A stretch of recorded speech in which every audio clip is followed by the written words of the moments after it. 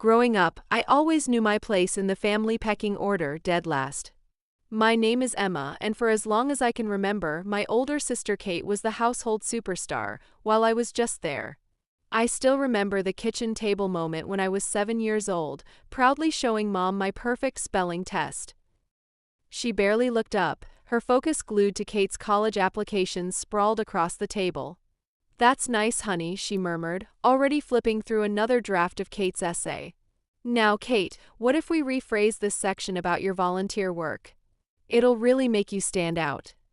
Kate was 10 years older than me, and by the time I could form memories, she was already collecting accolades like kids collected trading cards, student body president, valedictorian, full ride to Princeton. Kate did it all. And Mom and Dad, they never let a single accomplishment go unnoticed. But while they were busy cheering Kate on at debate competitions and award ceremonies, I had Grandpa Joe. He lived alone in the big house on Maple Street, the one with the creaky wraparound porch where we'd sit for hours. He'd tell me stories about his days as a sharp-witted businessman and share his stash of chocolate chip cookies. "You know, kiddo," he'd say, sliding a cookie my way, "sometimes the quietest ones in the room end up making the biggest waves." He'd wink at me then, like we shared a secret the world couldn't understand. Every day after school, while Mom juggled her real estate deals and Dad stavely at his law firm, I'd walk to Grandpa's house. He'd help me with my math homework, using equations to teach me about compound interest and investments. "Numbers never lie," and Mike, he'd say, his eyes sparkling with the kind of pride I never got from my parents. At home, though, the air was suffocating. Every conversation revolved around Kate's latest triumph. "Did you hear? Kate's already a junior partner at 28. Mom would gush. Dad would nod approvingly, adding she's always been destined for great things. I'd sit quietly, pushing peas around my plate, trying to fade into the wallpaper. Despite everything, I worked hard. Straight A's, every business club imaginable. I poured myself into school, chasing a dream no one else seemed to believe in except Grandpa. The summer before my senior year, everything changed. Grandpa was diagnosed with cancer, and it was spreading fast. I spent every free moment at his side, reading him his favorite books about business and economics.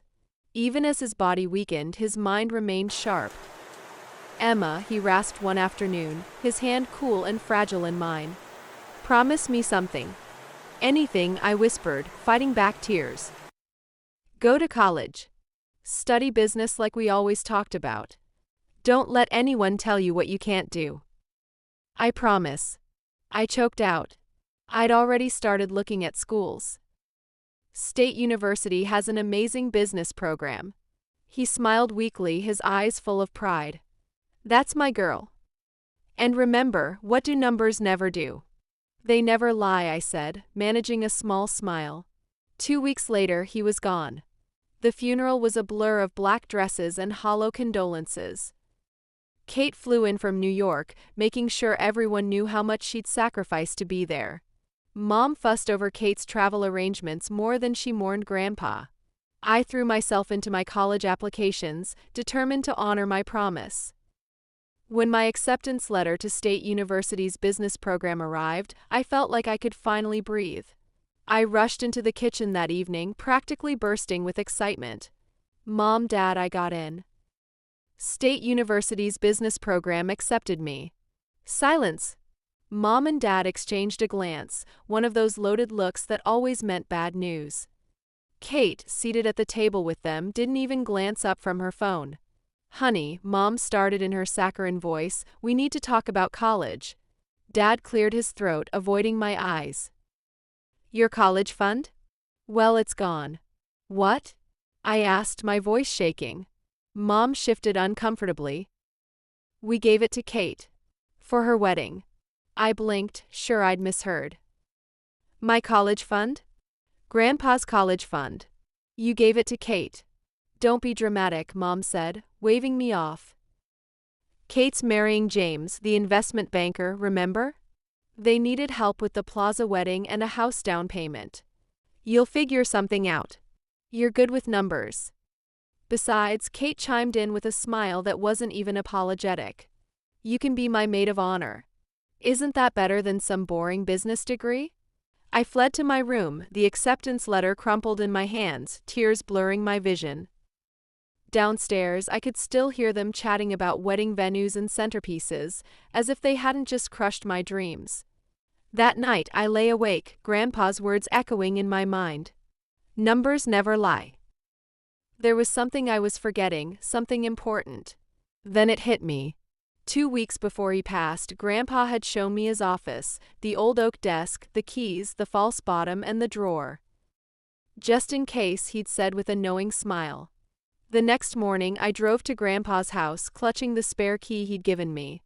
The house felt eerily quiet, as though it had been holding its breath for this moment. I made my way to his office and opened the drawer, my fingers finding the hidden latch. Inside was a single envelope with my name on it. As I held it, trembling, I couldn't have known that Grandpa's final lesson about numbers was about to change everything. With trembling hands, I opened the envelope from Grandpa's desk. Inside was a single sheet of paper, his familiar, precise handwriting filling the page. My dearest Emma, if you're reading this, it means you've remembered our lessons. Numbers never lie, and neither did my faith in you. For years, I've watched your parents elevate Kate and disregard your dreams. That ends now. What they don't know, what no one knows except my lawyer, is that I've built something extraordinary during my years in business. The house you're standing in is only a small piece of it. I've established a trust fund, Emma, one that dwarfs your old college fund. Everything I have, I'm leaving to you. The details are with my lawyer, Arthur Bennett. His card is attached to this letter. He'll explain everything, but here's the short version. You are now the owner of Maple Street Investment Group and all its holdings. Your parents will receive the standard inheritance as expected, a modest portion of my liquid assets. They will never know about the company or its portfolio unless you choose to tell them. I've ensured that. Use it wisely, get your degree, build the future you deserve. And remember, numbers never lie. All I love. Grandpa Joe. P.S. The combination to my wall safe is your birthday. Inside, you'll find something else I left for you. I read the letter 3 times, my hands trembling more with each pass. Could this be real? Then I heard Grandpa's voice in my head. Numbers never lie.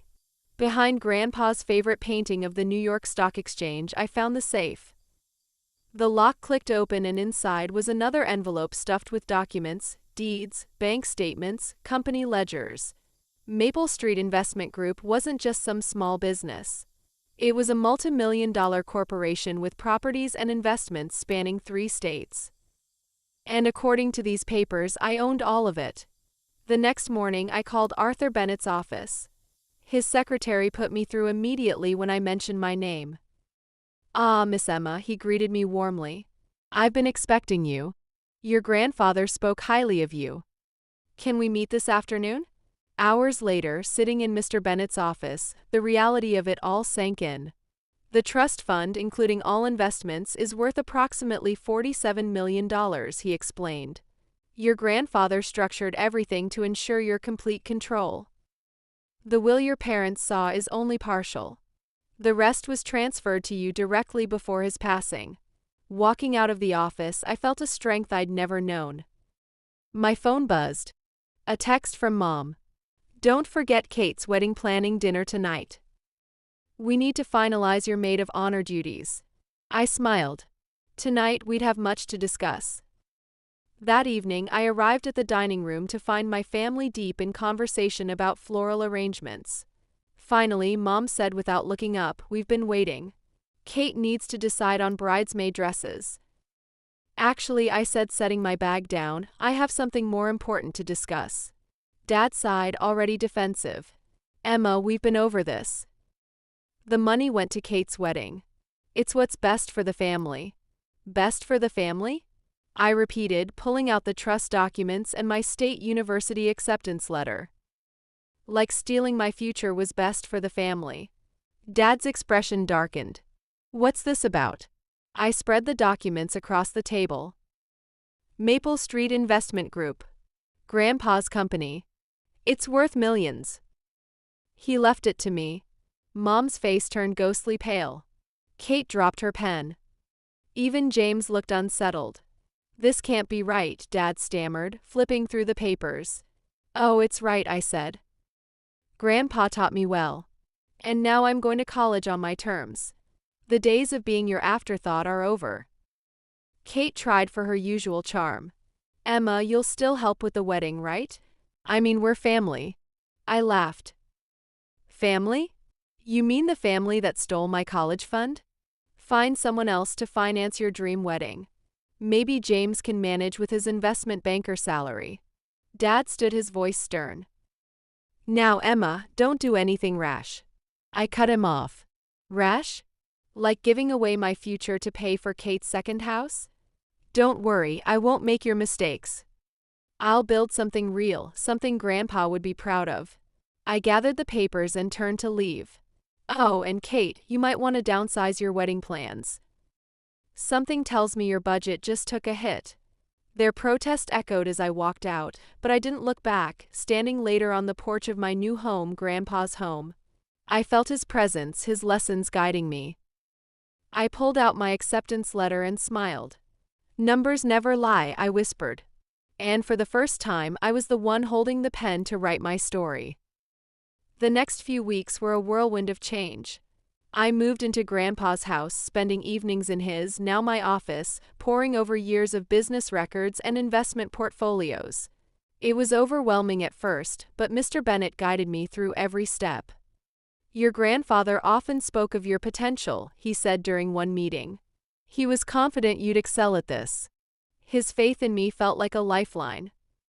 Meanwhile, my family's reaction unfolded exactly as I'd expected. The texts and calls came in waves, each one more desperate than the last. And my sweetie, let's talk about this rationally.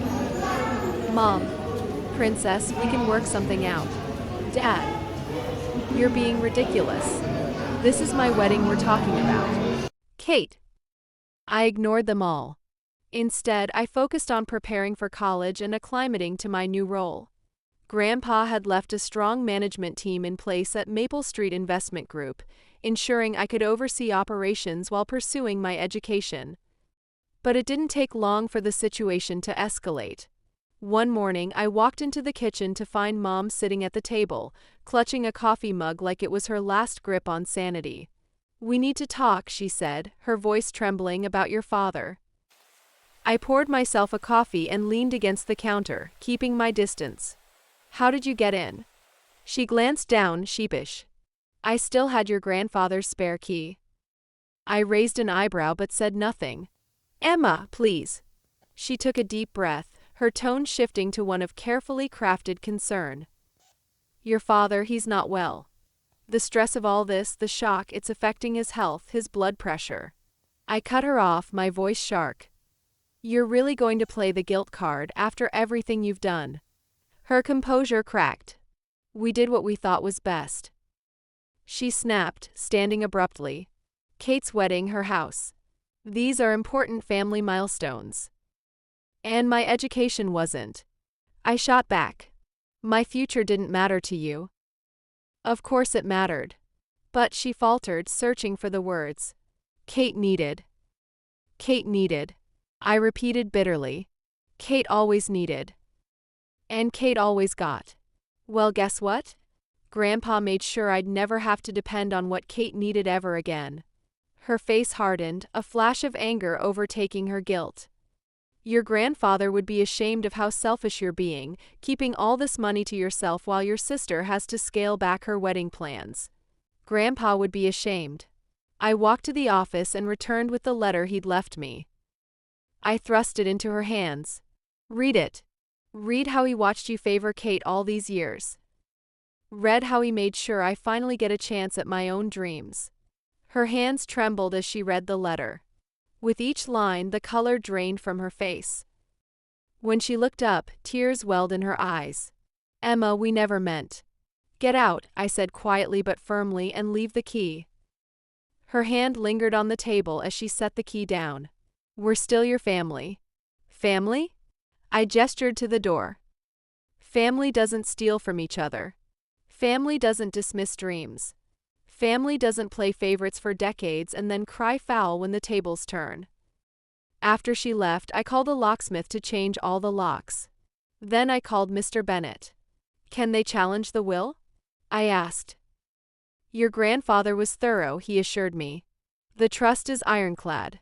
It was established and transferred while he was alive. They have no legal recourse. That evening, a text from James, Kate's fiancé, appeared on my phone. Can we meet? Just us. There's something you need to know. Against my better judgment, I agreed. We met at a downtown coffee shop. James looked uncomfortable as he slid a stack of papers across the table. Kate's been lying, he said, his voice low. About the house, the wedding. Everything. I frowned, flipping through the papers. Bank statements. Savings accounts. What is this? They never needed your college fund, he admitted. We had more than enough saved. Kate, she just didn't want you to go to college.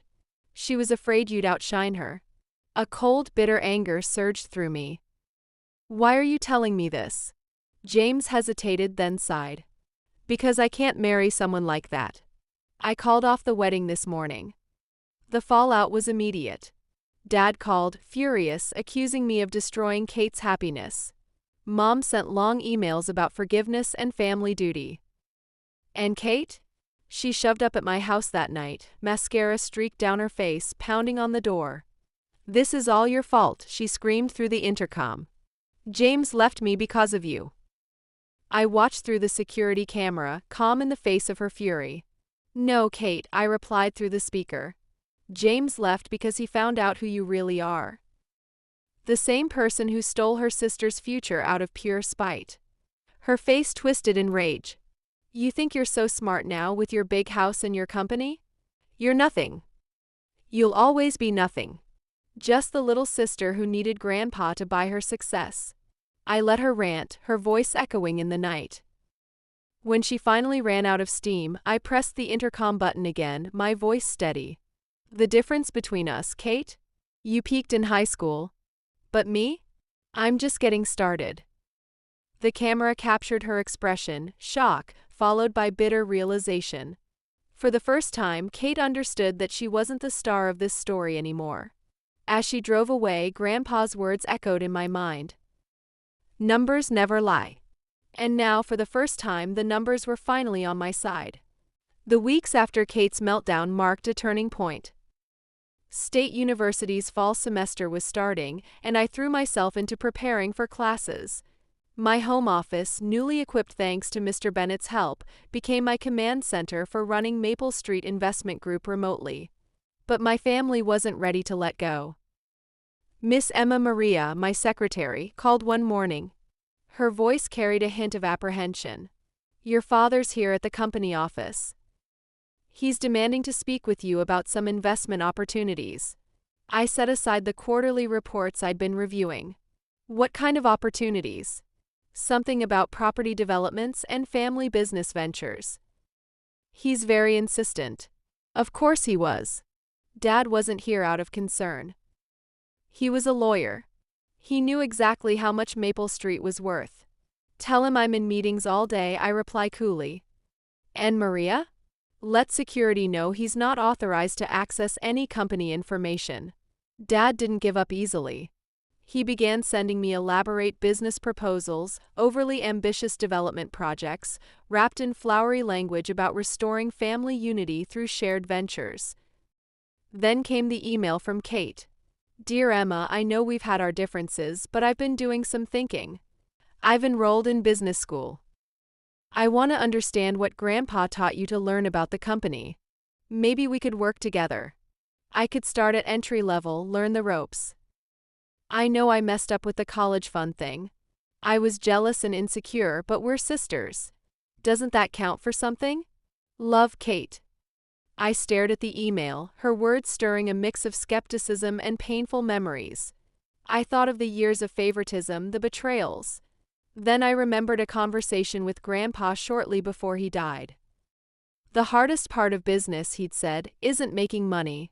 It's knowing who to trust with it. I wrote back a single sentence. Send me your business school acceptance letter. 3 days later, Mr. Bennett called me, sounding troubled. Your sister just tried to schedule a meeting with me, he said. She wanted to discuss restructuring the company leadership, claimed you'd agreed to make her co-CEO. A cold anger settled in my chest. There was no acceptance letter, no sincere effort to learn. This was just another play for control. I called an emergency board meeting that afternoon. As the majority shareholder, I had the authority to implement changes.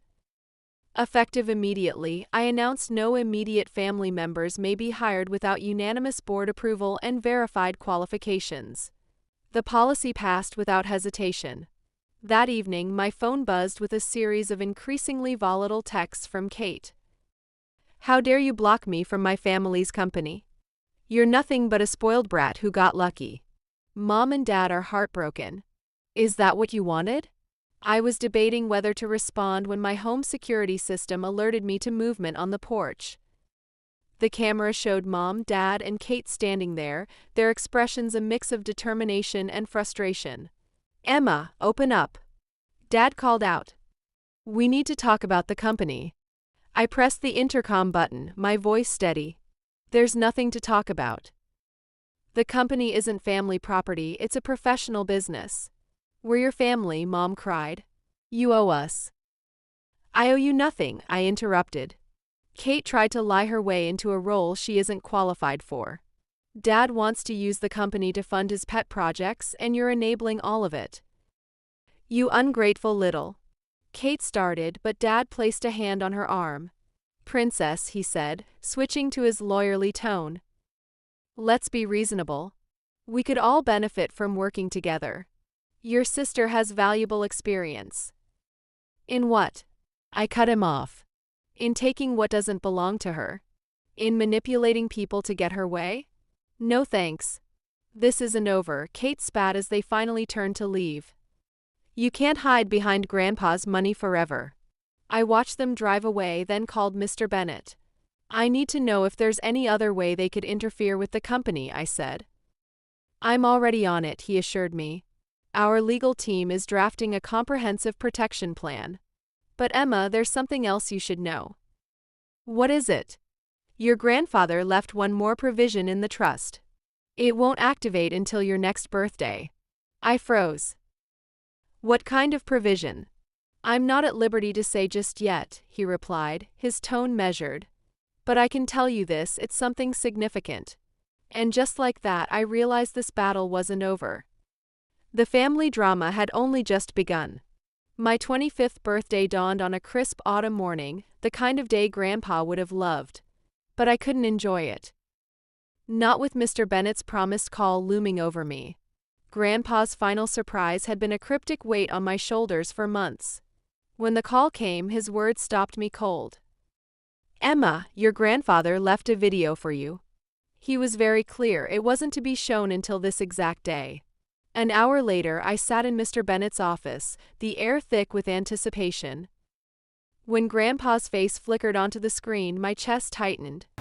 He looked frail, older than I'd ever seen him, but his eyes still held that mischievous twinkle. The one that always said he was 5 steps ahead of everyone else. Happy birthday, kiddo, he began, his voice raspier but warm. If you're watching this, you've learned about the company and the trust. You've taken on responsibilities I knew you could handle. But there's one more lesson we need to cover about numbers. He held up a thick folder. Your parents think they know everything about their inheritance.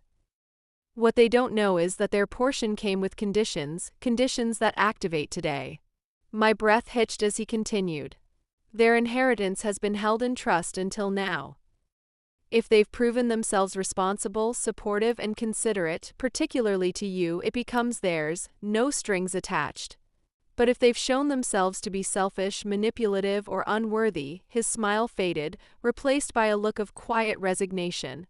Well, numbers never lie. The video paused. Mr. Bennett leaned forward. Emma, based on the documented events over the past months, the theft of your college fund, attempts to interfere with the company, harassment, they've violated every condition your grandfather set. I blinked, struggling to process. What does that mean? It means their inheritance reverts to you. Effective immediately, you have complete control over all their assets, properties, investments, everything that was tied to their portion of the trust. Everything? I whispered. Mr. Bennet nodded. Your grandfather was meticulous. He anticipated every possible scenario. Their actions left no room for debate. The weight of his words sank in, and just as it did, my phone buzzed. A text from Mom lit up the screen. Happy birthday, sweetie. We're having a family dinner tonight to celebrate. Time to put all this unpleasantness behind us. I looked up at Mr. Bennet, incredulous. They don't know yet. Do they? No, he said. But they'll be receiving official notification this afternoon. The drive home was surreal. Memories of their dismissals, the favoritism, the betrayals played in my mind. And now the tables had turned. I controlled everything. The text started within hours. Mom, this must be a mistake. Call us immediately. Dad. Princess, we need to discuss this rationally. Kate. You can't do this to us. That money was supposed to be ours. I ignored them all, instead poring over Grandpa's meticulous notes in his old office. Page after page laid out every condition, every safeguard. It was all there, every way they might try to manipulate or control me, accounted for with his signature precision. Then the doorbell rang. The security camera showed them, Mom, Dad, and Kate, standing on my porch, their faces pale and frantic. Emma, please, Mom cried, tears streaming down her face. We'll lose everything. I pressed the intercom button, my voice cold and steady, like I lost my college fund, like I lost years of support and recognition, like I lost a normal family relationship because of your choices. We can fix this, Dad said, his voice slipping into his practiced lawyerly tone. We'll make it right. It's too late, I replied. Grandpa knew exactly who you were. He gave you every chance to prove him wrong, and you failed. Numbers never lie, remember? Kate shoved forward, her face twisted with rage. You spoiled, entitled brat. You think you can just take everything from us? I let out a bitter laugh. No, Kate, you did this to yourselves. Every lie, every manipulation, every time you treated me like I was nothing, it's all documented. Grandpa just made sure there were consequences. Their desperation was written all over their faces as the truth sank in. Years of scheming and favoritism had led them to this moment. You have 30 days to vacate the house, I set my tone final. Mr. Bennet's office will handle the details. Through the camera, I watched them stumble back to the car, their expressions a mix of shock and disbelief. That night, I sat on the wraparound porch under a canopy of stars, just as I used to with Grandpa. His words echoed in my mind. Sometimes the quietest ones in the room end up making the biggest waves. The waves had finally crashed, sweeping away years of pain and resentment. For the first time in my life, I felt truly free. 3 months had passed since my birthday revelation. The family house had been sold, and Kate, along with my parents, had downsized to a modest apartment on the other side of town. Life moved on, but it had a way of circling back when you least expected it. I was in my office at Maple Street Investment Group reviewing quarterly reports when Maria's voice crackled through the intercom. Miss Emma, there's someone here to see you. Says she's your sister. I hesitated before answering. Send her in. When Kate walked in, she looked different. The designer outfits and polished perfection were gone, replaced by simple department store clothes and practical, unpolished nails. She looked real. I got a job, she began, without pleasantries or excuses. Junior administrative assistant at Preston Financial. Minimum wage. Entry level. I leaned back in my chair, waiting for her to continue. It's the first job I've ever gotten on my own merit, she said with a wry smile. No family connections, no favors. Just me, my resume, and well, not as many skills as I thought I had. There was a pause. Why are you telling me this? I asked. She exhaled, pulling a worn envelope from her bag. Because you were right. About everything. About me peaking in high school. About me never earning anything for myself. I found my old diaries while we were moving. Her voice faltered. Pages and pages of me plotting how to keep you down. How to make sure you never overshadowed me. God, I was awful. I studied her face, searching for any sign of manipulation. But there was only raw honesty. Mom and Dad enabled it, she went on, her voice trembling. But I was the one who suggested taking your college fund. I was the one who always made sure they focused on my achievements instead of yours. I was so afraid of you outshining me that I became this person I don't even recognize anymore. Tears streamed down her cheeks, but she didn't bother wiping them away. I'm not here to ask for money or a job or even forgiveness, she said, her voice steady despite the tears. I just needed to tell you that you won. Not just the money or the company, but everything. You became someone who I was busy trying to stop you from becoming anyone at all. She turned to leave, but I stopped her. Kate.